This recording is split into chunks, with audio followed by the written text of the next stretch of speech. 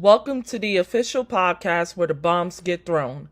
I'm your host, May Shayla Bogan, and I introduce to you the Mike Bomb Podcast. This is my night, this is my pain, this is my life, this is what I was born to do, I was born to do, every new day, every new night, every new stage, every new fight, this is what I was born to do, I was born to do, fall to my knees every night and I pray, asking Lord let him hear, I got something to say, there's a fear out there and it's coming your way, don't let it stop you from living for what you were made, it's not a dream, it's a destiny. All right, welcome to the Mike Bomb Podcast. We're finally back live with your host, May Shayla, your host, Stacey J, and we're kicking off this episode with our special guest, Miles Garrett from Fox Sports. Miles, would you like to introduce yourself? Yeah, hey guys. I'm a sports reporter here at Fox 5 in Atlanta, kind of a specialty in covering the Falcons. I do cover about everything Atlanta sports-wise, though. I cover the Braves, the Hawks, Georgia football, Georgia Tech, and the Falcons. So, yeah, just about everything Atlanta sports. Yes, awesome. So obviously our girl Stacey here is a huge Falcons fan, and she's a huge Atlanta sports fan. So, of course, Stacey, would you like to kick it off with our guests, or would you want me to just get everyone loose? Oh, absolutely, Miles. Again, thank you so much for joining us today as we are live. And as a specialist on all things Atlanta sports, what are you most excited about this year for any Atlanta sports team? It could be the Falcons, Braves, United, which had an amazing game. Listen, if you are ever in Atlanta and the Atlanta United are having a game, you absolutely must go. It is an all-around experience. You have to go. But yes, Miles, what are you most excited about for Atlanta sports this year?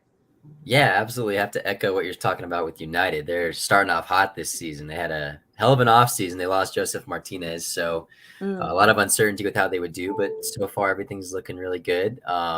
Yeah, you're right. The environment's crazy. I myself haven't gone to a game yet this season, but I definitely need to. Just been really busy with work, so I haven't really had the time. Been covering the team, haven't had the chance to actually go. Yeah, things are looking up for Atlanta United. Really excited for the Braves, of course. Always a contender here in Atlanta. 2 years removed from a World Series. I think they're coming in with a little bit of a chip on their shoulder this year. I think they're all a little disappointed with how last season ended. Matt Olson's arguably been the best hitter in spring training so far, 7 home runs. So he's looking really good. They're getting some guys back from injury, Ronald Acuna, Mike Soroka. So a lot of guys there with the Braves. Going to be a really competitive division. I mean, it's the best division in baseball, the NL East, with the Phillies, the Mets, and the Marlins and the Nationals, man. But those top 3 is going to make it a very interesting division. And, you got to talk about the Falcons. I mean, this has been the biggest offseason in recent memory for the Falcons with all the cap space they've had to spend. They've been sort of hamstrung by that. A lot of fans don't really know this, outside of the Atlanta sphere, of why they haven't really been able to get better and why perhaps Arthur Smith and general manager Terry Fontenot have had maybe a little bit of a longer leash. Because they haven't really been able to add their own guys. This is the first offseason where they've actually been able to add some talent across the board. And add that in addition to whoever they get in the NFL draft. They have the 8th overall pick, so they'll be able to have more influx of talent. This is a year that a lot of people are expecting them to maybe not make the playoffs, but at least be in the conversation for the playoffs. So it's an interesting time in Atlanta. The Hawks are kind of struggling a little bit, but they got a new head coach. So I like to give all new head coaches a full off season before I judge them. And he started halfway through anyway. So I am excited to see what Quinn Snyder can offer. Yes, I believe I just saw a stat that says that something about the Hawks being win-loss before. And win-loss. They are perpetually at 500. Constantly. So we have the play-in tournament coming up. Maybe in like 2 weeks, I think the play-in. It's coming up. Yeah, it's coming up. It's literally right around the corner. And I haven't checked as of late, but I'm not sure if the Hawks are going to make the play-in. But fingers crossed They're gonna have to go on a nice little win streak to. Yeah, I don't think they're going to make the play in. But going back to the Falcons, which I feel talking about them would be a great segue into the episode. Free agency has, well, not even free agency, just this offseason has been nuts as far as it goes. It's acquisitions and trades in the league in general. And the Falcons do have quite a bit of a leash. And I know we have actually here brought up for a few past episodes about Lamar Jackson coming to Atlanta. If you have not already known, Tyler Heinicke just got picked up as the QB for Atlanta, and a lot of people had their hat hinged on Lamar. So tell me a little bit about how you feel about that pickup and some of the offseason moves that the Falcons have made, and then we'll issue on into some of the other offseason moves a lot of other teams have made. Yeah, the whole Lamar Jackson talk, it's a really interesting topic of discussion, because the one reason why I understand why there was talk of the Falcons maybe pursuing him is just because of the cap space the Falcons have. They have the second most cap space in the NFL, just behind the Chicago Bears. Outside of that, there has been nothing from the Atlanta Falcons camp or anything whatsoever to suggest that there is any interest in Lamar Jackson. And it's been baffling to beat reporters like myself who see this all over Twitter. It's like, oh, the best fit for Lamar Jackson, the Atlanta Falcons. The Atlanta Falcons are expected to be. I'm guilty of that. I'm guilty of that. That's why I want to listen before I. But it's fair. No, I mean, it's been something we haven't been able to figure out, because it seems to be something that's just people, fans rather, or whoever it might be, analysts on TV who just want to kind of create a conversation. A lot of Falcons fans. And this is evident if you're in the Atlanta market, they want to see, Michael Vick 2.0, and they've been wanting to see that for a while. They want butts in the seats, and Lamar Jackson is that. I mean, he's the modern day version, I would say, maybe to a better degree, of Michael Vick, what Michael Vick was for the city. But at the same time, there just has not been any indication at all from the Atlanta Falcons that there is interest in Lamar Jackson. There's been zero reports of any meetings. There's been zero reports of any, like last offseason, for instance. I always talk about this, is there was noticeable interest in Deshaun Watson. That there were reports out there. So I'm glad that you did. Yeah, it was from people with inside information that there was interest between the two parties. This offseason, there has not been that. And for some reason, just keeps getting linked to Lamar Jackson, this, that, and the other. But that being said, every indication this offseason has shown that they are going with Desmond Ridder as the starter this season. They wanted they needed a backup. Taylor Heinicke was that guy. And even in interviews that we spoke to him as soon as he was signed, he even told us, he said in interviews and speaking with the team, they told him himself that Desmond is the guy. He's here to help Desmond be the best quarterback that he can be. Whether Desmond does that remains to be seen. We've only got a 4-game sample size from Desmond Ridder. He was promising. He improved in every single game he played in, which is encouraging if you're a fan or if you're an analyst of the team. But the Falcons have so many issues outside of the quarterback position. Yes, you always want to have your star quarterback, your franchise quarterback, to get you to the promised land. But as I said earlier, this is a team that has been hamstrung for at least 3 years now. That's being generous. By the cap. Yes, go ahead. Yeah, exactly. I mean, you just haven't been able to add to any position on the field. And this is a team with a lot of needs, outwithstanding the quarterback position. I mean, you needed offensive line help. You needed so much help on the defensive front. And it was finally addressed this offseason so far. I mean, it's not even done yet, but you had guys like Jesse Bates, David Onyemata. You extend Chris Lindstrom, arguably one of the best offensive linemen in football. Some names are escaping me right now. They added another linebacker, Caden Ellis, from the New Orleans Saints, another big guy there. And of course, Taylor Heinicke. So they're adding players all across the board right now. And, that again, this isn't even taking into account what they're going to do in the NFL draft, but it's something that a lot of people, this, like I was saying earlier, this is a team that just has a lot of needs. And Lamar Jackson, I don't care if you're Patrick Mahomes, you're not going to win a Super Bowl by just adding one player and spending all this money on one guy. So that's kind of my feelings on the whole Lamar Jackson talk. Okay.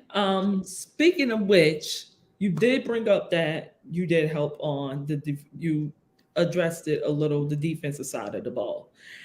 Obviously, this was a big name that was highlighted by many teams, linked to many teams, the Browns, the Saints, the Patriots, somehow, some reason. I don't know why they was linked to New England on their lack of ability of paying players.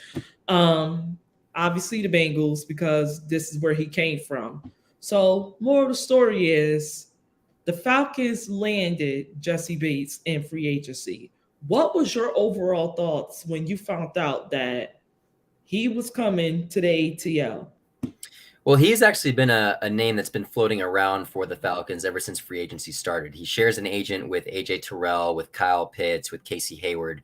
And there's been, I mean, he even mentioned it himself, but videos that his agent posted of all of them at dinner kind of hanging out. So like it was already in the back of a lot of minds that, this probably is going to happen just given the nature of, what we're seeing. I mean, you're guilty of whatever you see at that point. But yeah, I mean, it was a basic need that the Falcons needed to address.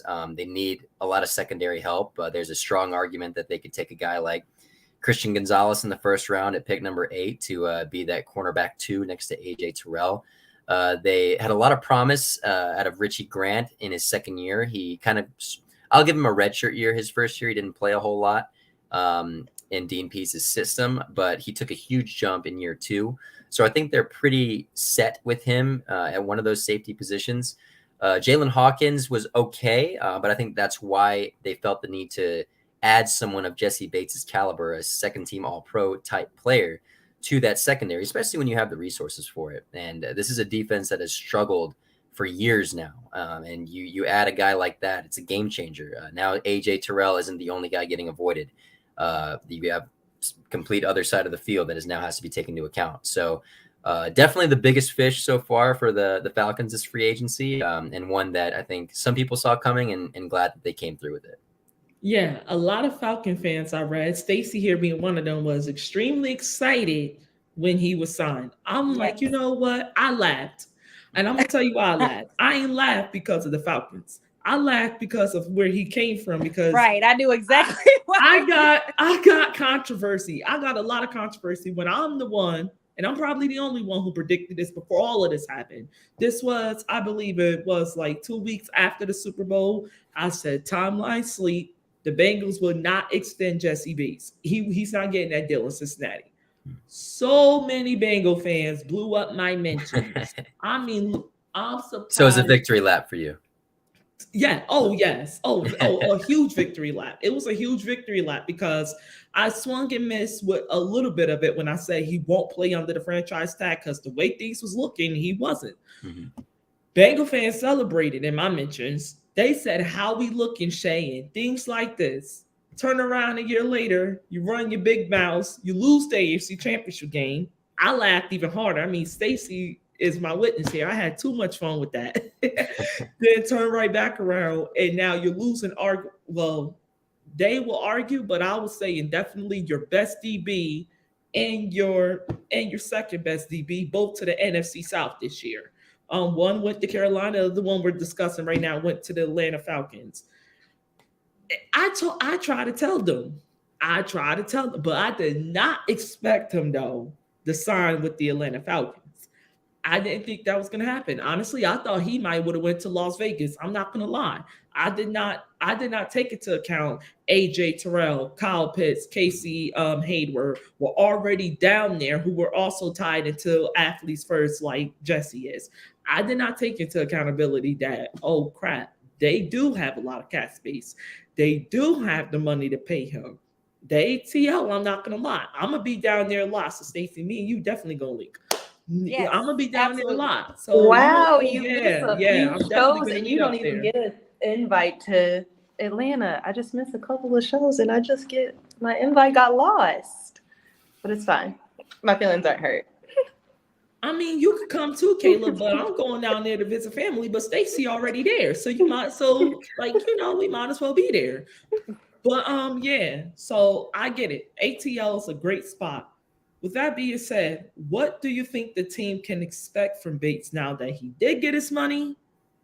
AJ Terrell, Casey Hayward, no slouchers. Atlanta's defense, pretty young, still question marks around here. Sorry, Stacy, but that's true. Oh no, I mean You can't argue This with is a facts. great step. So, what do you think the expectations for the Atlanta Falcons will be headed into this year, as the NFC South is pretty vulnerable, and the way free agency is looking can be between them and the Carolina Panthers as the division plays well in their favor?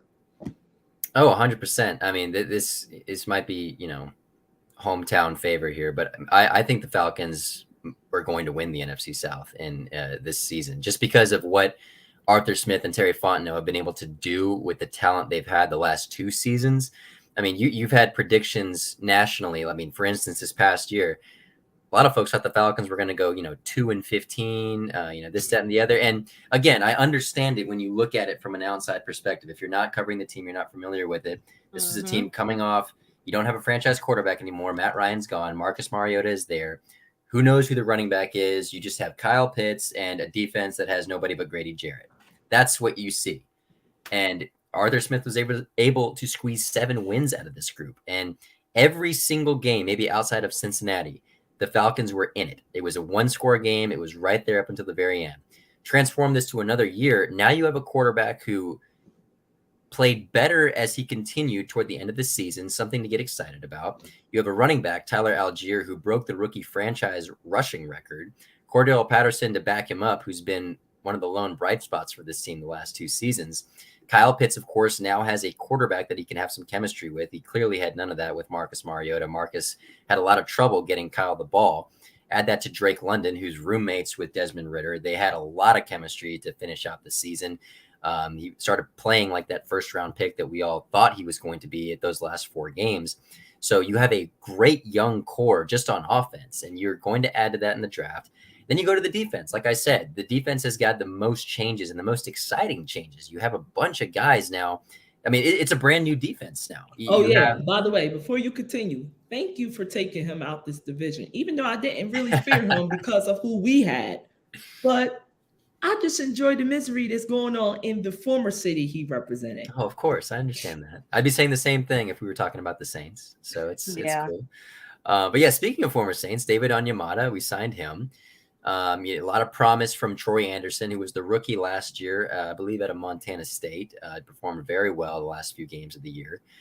D'Angelo Malone. There's a lot of young guys for this team, and they had some growing pains last year, and they got some valuable experience to actually play in those games. We all know what Grady Jarrett and AJ Terrell can do. They're Pro Bowl level players. Grady Jarrett arguably has been an all-pro player. I think has been overshadowed by just playing in Atlanta and playing for a team that hasn't been competitive lately. But they're not done yet. That's my main thing. There's still more moves to be made. They have a lot of money to spend in free agency still, and they have a lot of draft picks. So this team, I hesitate to kind of say what this team is officially going to look like because I think they're still building it. So based on what is currently on the roster now, as of March 23rd, I think that this team is already exponentially better than what was on the field the last 2 seasons. So yes, I think they will be right there for the NFC South crown, if not the champions themselves. I mean, it's a wide open division right now. As you said, Tom Brady's gone. Baker Mayfield doesn't scare anybody at quarterback. And Tampa still needs defense. They do. They need defense. Well. It's an aging group. Leonard Fournette is gone. Well. Yeah, offensive line. I mean, that was the issue this past year with them. And people talk about the Carolina Panthers, but I mean, it's a first-year head coach. They're going to have to learn the system. You don't have a quarterback yet. Who knows how that rookie quarterback will perform, whether that's C.J. Stroud, Anthony Richardson, whoever they might be targeting there. But outside of that, I'm sorry, Adam Thielen as your wide receiver 1 does not scare me. I mean, he's a good player, but and of course, then you have the New Orleans Saints who are going to be trotting out who at quarterback? Derek Carr.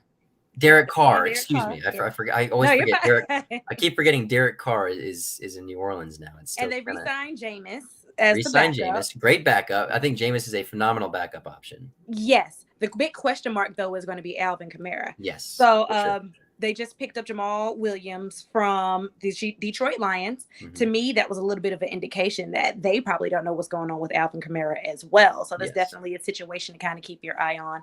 Other than that, I don't want to misspeak, but I don't know about too many issues the Saints have as far as defense and offense. I think they have little things that they've lost a lot of players. Yeah, they've lost a lot of players. Mm-hmm. Before that, they needed little things to do. But with that being said, the NFC South is literally anybody's game. It is literally anybody's game. So it's going to be an exciting season for everyone in the NFC South just to see what's coming up. I mean, as far as in the whole NFC, we have a way to go. But I mean, small victories. You take what you can get. You gotta take them where you can get them. Yeah. Small victories. And I'm very excited to see what the quarterback situation is going to look like in Carolina. Yeah. Just want to chime in here in this NFC South conversation. Now, I'm an AFC North fan, but I feel the same way about our division, but this is more about y'all division. It's just a lot of excitement. Honestly, I think the ACL just might be lit this year because of all that happened, all that. It's just so much excitement because you don't know what's going to happen. But the way things are looking, I don't see no one outside of you, the Falcons, or the Panthers winning that division. I can't see it with the Saints. And I'm going to be completely honest here. I don't believe in Derek Carr. I don't think like I would have believed in Derek Carr if he was on a team like the Jets, like a team that's ready to win. Yeah, the Saints to me aren't ready to win. He needs that ready-made team. Yes, where it's literally like a plug and play. Like I believe that he would thrive in San Francisco. The 49ers, they're ready to go. Yes. Yeah. He was just getting it together with Devontae Adams in Las Vegas. Yep. Just barely straight. And Devontae Adams is arguably one of the best wide receivers in the league right now. Mm-hmm. So he definitely needs a lot more support than just a go-to guy. And I think, like, I got questions. Michael Thomas, to me, without question, is a top 10 receiver when healthy and when on the field. Ooh. But he has not been that way. But he has not been that way for the past 2 to 3 seasons because he has not been on the field. I got question marks about that. I got question marks about the run game behind Alvin Kamara. I got questions marks about Derek Carr. I already said I don't believe in him. He's going to have to show me something. Know what else I got questions about? The special teams that has to show promise. You're going to need that I think in the NFC South this year, especially with the defense that's being built in Atlanta. And then I got question marks about the Saints defense. Can I trust them to thrive this year? You got Cam Jordan aging. You got, Marshawn Lattimore, who has not been on the field as much because of injuries. You got a lot of question marks with the Saints, and I do not trust their current head coach to get it done. I don't either. I don't. Yep. So, and then you got the Bucs, who we all just agree is just a complete hot mess. Yep. Then now you got the Panthers. I say like they might go number 2 in y'all division as of right now because we don't know what we're getting out the quarterback. Yep. We don't even know who the quarterback is going to be or if they're going to take a quarterback. I mean, it would be a wise move. You got the first round. It'd be shocking if they did. Pick. But that draft capital though, it might come back to haunt them because you gave up too much for that number 1 overall pick. And what people don't understand, and here's a fun fact. Most of the biggest busts in the NFL history has came from the number 1 overall pick. It's very rare nowadays that the number 1 overall pick is not a bust. So if I'm Carolina, I think this year's draft class with quarterbacks were overhyped in my opinion, just a little. I think like they got question marks. They still got question marks. I don't really have question marks about the Panthers defense outside of their cornerback position, but I do got question marks though about their offense, their offensive line, their run game, their quarterback. DJ Moore's gone now. Receivers. And this is my thing. I am really interested in this Adam Thielen pickup. Just it mirrors what I said about Derek Carr and the Saints. Like, if you just have that one go-to, what about everything else around you? So you have Adam Thielen there. Leonard Fournette is no longer nice there. To join us, Caleb. Leonard Fournette is no longer there. Baker Mayfield is shaky at best. I mean, he's finished strong in LA, but I mean, it was in garbage time. Essentially, LA had nothing to play for. They didn't. The Rams had we're not even gonna get on them, but they had nothing to play for. So the Adam Thielen pickup was very interesting to me. If you can get him, of course, it's always like good to get him. I feel like he's still a very good acquisition. But with all of the needs of the Bucs. They're essentially starting over. Tom Brady picked his team. He built his team. Tom Brady is gone, and most of the team that he picked and built with him is gone as well. So they're including essentially the starting coach. over. Yeah. Ooh, I like that. We're going to talk about that. But yes. So my question is, like, are you going to now try to build around Adam Thielen? Because you are not building around Baker Mayfield. You are absolutely not. So what are your thoughts about that, Miles? Like, what do you grade them for picking up Adam Thielen? About the Panthers or the Bucks? I wasn't sure which team you're talking about. The Bucks. I'm sorry. The Bucks. Okay. Yeah, the like was said earlier. I mean, I think they're just the epitome of a mess right now. They're directionless because the Baker Mayfield thing was here's a placeholder quarterback.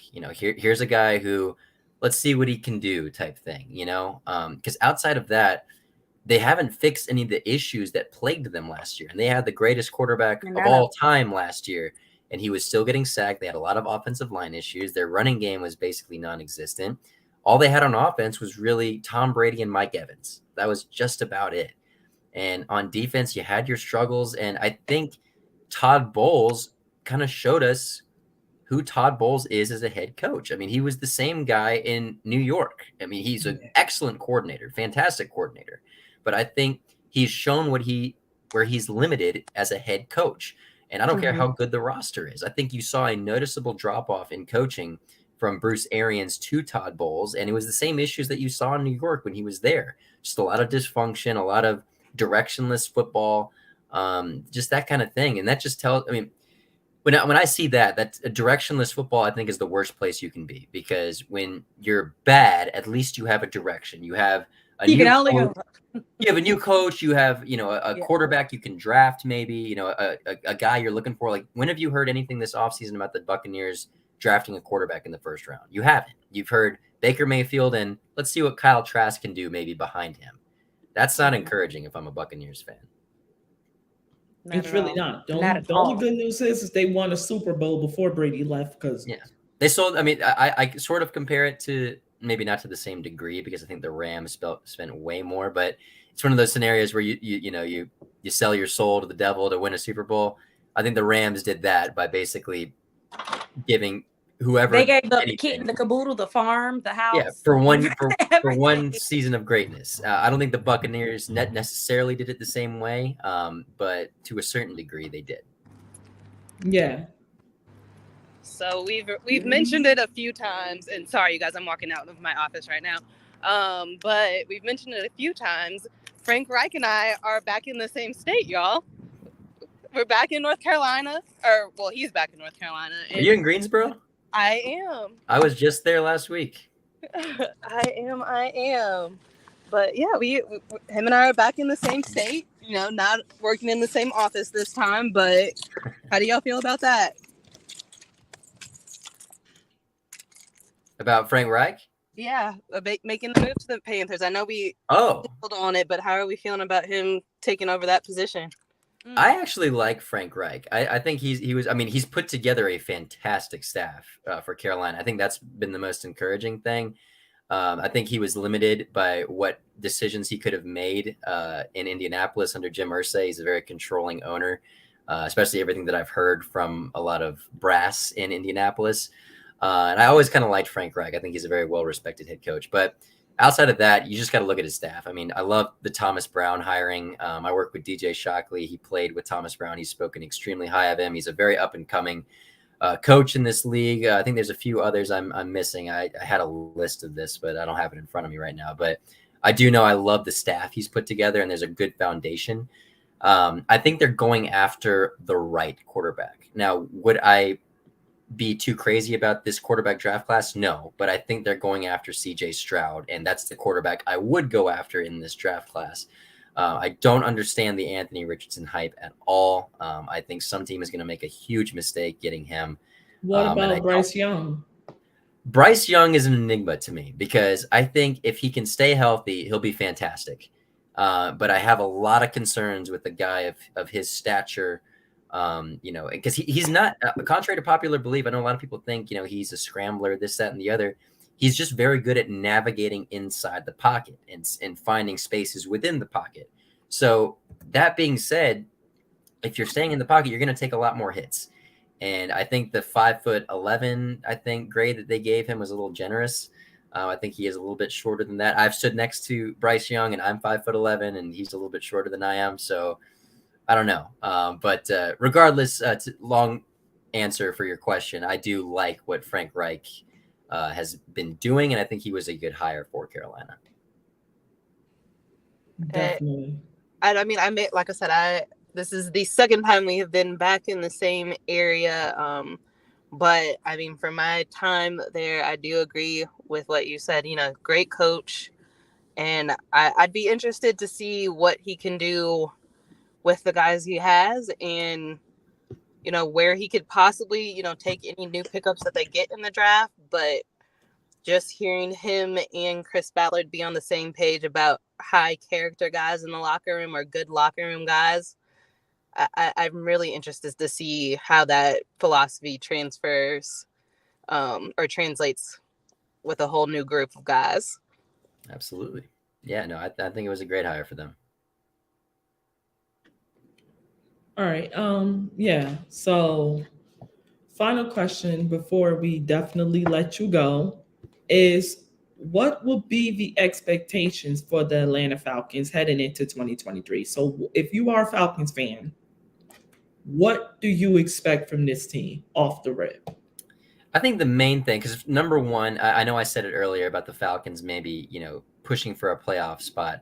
I think the expectation shouldn't be, this is a team that it's a playoff team when you're watching them. I think the expectation for this Falcons team this season should be there is progress being made, because this is the first year that you can actually give an answer to whether progress is being made or not with this coaching staff. Because as I was saying earlier, I give the last 2 years a mulligan just because of cap space purposes. So I think progress is the main thing. If you're seeing, I mean, they may not even be winning the game, but if you're noticing that it's looking like a good team, everyone's buying in, and I think they will, because I think that's been the theme of the last 2 seasons is every player looked bought into whatever Arthur Smith and Terry Fontenot have been, I guess, sort of preaching as to what this team is about, what their identity is. And I think if you see that progress continue this year, especially with new talent, and they're looking like they're going to take that next step to potentially be a playoff team, I think that's the best expectation you can have.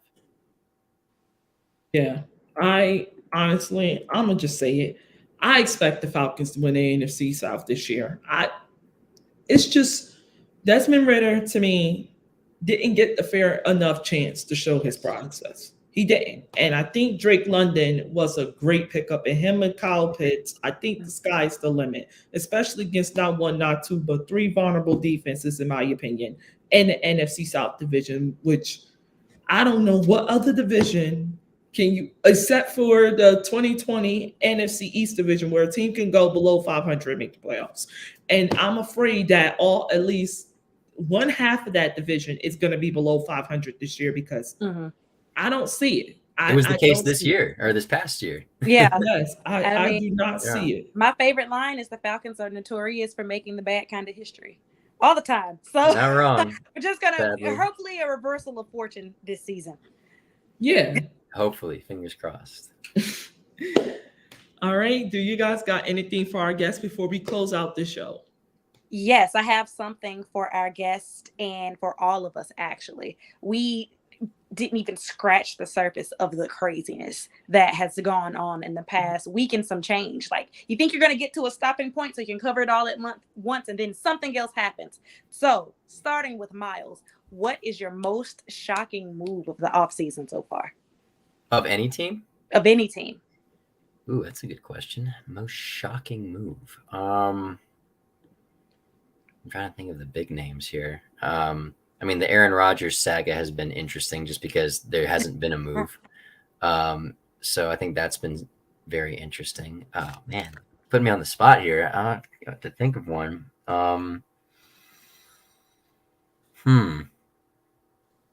Man, yeah, I might have to ponder this one for a second. Do you guys have a guess for this one? I might have to think about it.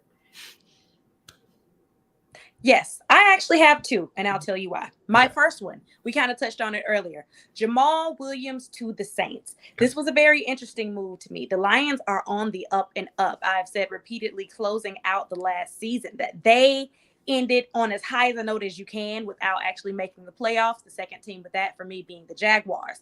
So much potential next season. Jamal Williams was a very, very big part of that. There had to be something going on in the front office, back office, or something where he couldn't get money. I want to know why, because of course he'll get a lot of supreme time playing down in New Orleans. He'll be the front guy, but he was also the front guy in Detroit. So I really want to know the small details behind why this move was made. My second one is Juju Smith to the Patriots. Fresh. As a Steelers fan, that one hurt. Yes, as just fresh, literally off of the parade bus. He has decided to go to the Patriots team who has serious needs as well. They do need a receiver, so it makes sense for the Patriots, but doesn't make sense for Juju. The deal was 3 years, $33 million. Maybe he wanted a bigger role. Maybe he wanted to shine a little bit more. I made a joke on my Instagram. The one thing he won't be shining in is these TikToks, because we all know Bill Belichick does not play that. So another, why Juju? We want to know why Juju. Well, I want to know why Juju Smith-Schuster decided to go to the Patriots. So those are my two shocking moves of the offseason. Those are good ones. I think mine, although I feel like it was, at least for me, a quiet move, but in season, I really wasn't paying that much attention to the Colts after the trash season we had, but Gardner Minshew, as a quarterback move for us. I'm just surprised that, somebody over 35 wasn't our choice. And I actually don't hate that for the Colts. He had a good little run down in Jacksonville when he had to play. And like you said, I love you and I love the Colts, but they also are in a rebuild too. They got rid of Matt Ryan. They're broke my heart. Trying to see, they're brokenhearted. We love Matt, and though the departure, wasn't. It's like putting down you're the best dog ever. Right, like we still love him. We love him, but I don't hate that move. I don't hate Minshew for the Colts. They're definitely looking to go in a direction. You mentioned before, Miles, a directionless team is a terrible team. And I don't think that it's a terrible direction for them to try to go in. At least they're trying something out and it seems to make sense. And if it does, good for them. If not, back to the drawing board. Yeah, I definitely. And they didn't have to give up too much either. So. That's true. Mine, this is a hard one. I'm with you. I'm with you, Miles. This is a hard one because I don't even know. I actually had to cheat over real quick and get on my phone right here. But I gotta go with, honestly, so many, because all of these have to do with my team. All of these. I just like the way they got not one but two offensive line from the Philadelphia Eagles coming off of a hot Super Bowl run, even though they did come up short against the Chiefs. These guys, hard to get their names out my mouth. Sorry for this. This is a little cheat note right here. Please forgive me. I usually don't do this on podcasts. Ask them. I usually don't. Yeah. But getting these guys out of free agency and letting them go. But you know what? Thinking about it, I'm not surprised because I feel like the offensive line needed to be addressed. So I'm going to just change that right now. But I am shocked that we got our hands on Patrick Peterson. That was a good one. Yeah. I'm surprised. And let me tell you why. One, we really never go for big names for free agency, even though I've been begging them for the past umpteen years too. But they did. I'm actually glad because we needed some type of answer after losing Cam Sutton to the Detroit Lions, who I think is going to be exceptional well this year. I got them to win the NFC North. I don't see nobody stopping them. I don't see it. The Packers most likely won't have Rodgers. Jordan Love got question marks. I got question marks around Jordan Love with Aaron Jones, A.J. Dillon, the offensive line in Green Bay, which is not that great. Their secondary behind, Jared Alexander. I got question marks about their defensive line. And losing Alan Lazard to the Jets is going to be a huge L for the Green Bay Packers, in my opinion. So I definitely got question marks about that. And I think on paper, Jared Goff, listen, you can say what you want about the defense in LA Rams, but he did, in my opinion, play well enough for their team to get to the promised land, even though Sean McVay is an exceptional coach. But I can kind of see the same thing on the rise for Dave Campbell, who to me did a phenomenal job within these past 2 years in Detroit. He definitely, without question, made them extremely relevant. But back to my Steelers, I'm actually happy we did get Patrick Peterson because it gave us somewhat hope. Even though I still feel they're going to take cornerback the first pick they get in the draft. Whether they do trade up and get Gonzalez, which I feel like they're going to have to do if they want him as a Steeler, from Oregon, or they get Joey Porter Jr. But Patrick Peterson does bring veteranship. He is coming off his best year in Minnesota, whose defensive system is not that great. Obviously, Pittsburgh's being better. But like I said, it's going to be a good one. So I think this NFL free agency to me was shocking, but not shocking to many. It was exciting, but not surprising. And that's really where I'm landing at. But obviously, my second favorite move behind the offensive line being addressed in offseason. And that is, who going to the ATL, because now I don't got to hear their names anymore. Excellent. You're back on the hot seat, Miles. Back on the hot seat. Well, yeah, I think it either comes down to, because, it's going to happen, Aaron Rodgers to New York. Either that one, or I would say the Panthers trading up to number 1 overall. That shakes up the draft. It's a pretty interesting draft, I think, especially in the top 10.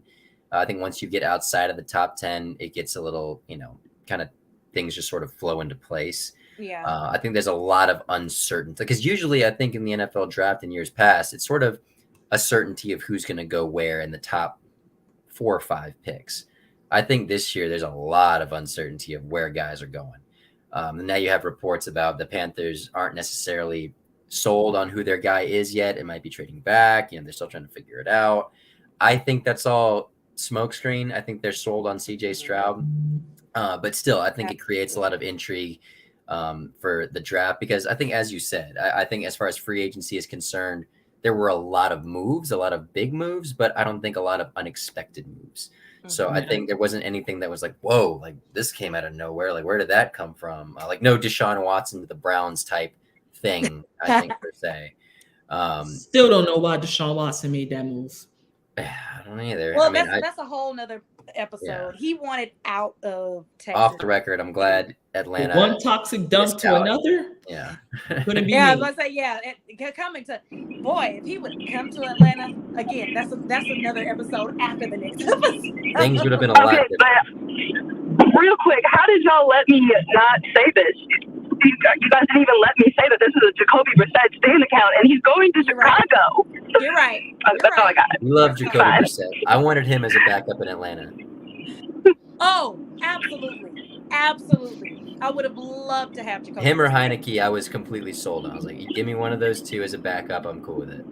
Yeah, Heineke, I don't know, because Jacoby Brissett did win the Browns a couple of games. So I don't know. Yeah, that's why I was like, we missed the opportunity. That's short yardage. I'm telling you, he can help you out. Yeah. But also, Taylor didn't do too bad. He stepped up when he needed to step up. Yeah, so. he wasn't bad. Yeah. I will say one last thing on Lamar Jackson. I know this doesn't necessarily relate to what we were talking about, but you were talking about earlier about the whole Lamar to Atlanta thing. I think another thing that people tend to miss, and this has been conversation on Twitter, so it's not necessarily breaking news, but I think the big thing with Lamar Jackson, and specifically the Falcons, has been the fact that the Ravens can match anything that's given to him. And it's not just that they can, it's the timetable. So say that the Falcons did this at the beginning of free agency when they had all this money and they hadn't spent on anybody yet. They would have to wait 5 days to see if the Ravens matched it. And say they match it, suddenly you miss out on 5 days, the first 5 days of free agency. All those guys that you wanted, Jesse Bates, Onyemata, all those dudes are gone at this point. So you either take a risk and see if maybe you can get Lamar Jackson, or miss out on improving your team across the board. I think that's been the biggest reason. I think that's the biggest reason why Lamar Jackson hasn't been picked up yet or re-signed. It's literally a chess game. It's literally a chess game. It's one giant chess game, and I don't blame teams for wanting to do that, because you're going to miss out on potentially making your team better in the meantime.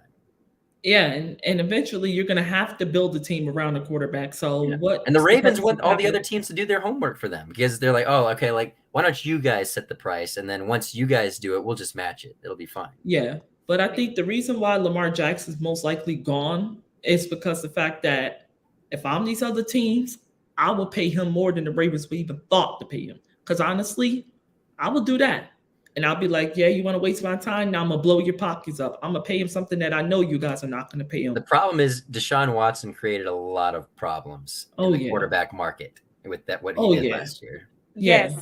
The biggest after the last year, and I guess we can wrap after this, is his biggest issue is he wants fully guaranteed money. Everything fully guaranteed. But and I don't think people he does deserve it. More than Deshaun did. I think every player deserves fully guaranteed money, but we're going to get into that later. But what this does, I don't think people really understand that if this deal goes through, it's literally going to change how deals are structured, contracts are made, and what they look like going forward. Because if you really look at the breakdown and the structure of a lot of these contracts and how they're paid out, a lot of it isn't really guaranteed until like you get to the end. So it's really going to change up the math and the availability and a lot of things that the clubs and the owners do to try to get players and everything. And I know this was a big thing that was a big topic that was brought up in the CBA, which I believe in 2030 they're having another revisit to that or something. But if any team agrees to fully guarantee all of Lamar Jackson's contract, is going to be the start of something. And I honestly think that the league kind of wants to circumvent that as long as they can. I agree. So there are a lot of things in play here with Deshaun. And so when I say it's a chess game, it's not Deshaun, I'm sorry, with Lamar. So when I say it's a chess game, it's literally a chess game. And Lamar's playing chess on Twitter. Don't forget that part. He is. He's scheming. Yes. And that's all I got. All right. That's all we have for this episode. Thank you to you all who's tuned in to this live session. This is your host, Shane, your host, Stacey J, your host, Kayla, and along with our special guest, thank you, Mr. Miles Garrett. Yes. Thanks for having me on. Thank you for joining us on this episode, guys. If you have not already, please give this man a follow on Twitter at Miles Garrett TV. And no, it is not spelled like the Miles Garrett from the Browns. No. It is spelled MILES Garrett TV on Twitter. Please give him a follow. Give me a follow at Shay Max Sports. Give Stacey a follow at Stacey X Sports. And give our other co-host Kayla a follow at ND_Redhead. This has been the Mike Bomb. Once again, we are signing out. Good night, everyone. Welcome to the Mike Bomb Podcast, the podcast where the bombs get thrown. Thank you for tuning in to the latest episode. This is your host, May Shayla, exiting out. But before I do, I would like to take the time to thank everyone who has subscribed, followed, and listened to the podcast, and for your overall support and love. If you are interested in getting more news and updates about the podcast, such as new episodes, new seasons, you can now subscribe and follow the podcast on your favorite platforms, such as Apple Podcasts, Spotify, Amazon Music, iHeartRadio, Pandora Radio, Google Podcasts, and much more. Or you can visit www.themikebomb.com for news updates within your favorite sport leagues, along with more news about the podcast. Thank you for your support, and see you next episode. This is my night, this is my pain, this is my life, this is what I was born to do, I was born to do, every new day, every new night, every new stage, every new fight, this is what I was born to do, I was born to do, fall to my knees every night and I pray, asking Lord let him heal.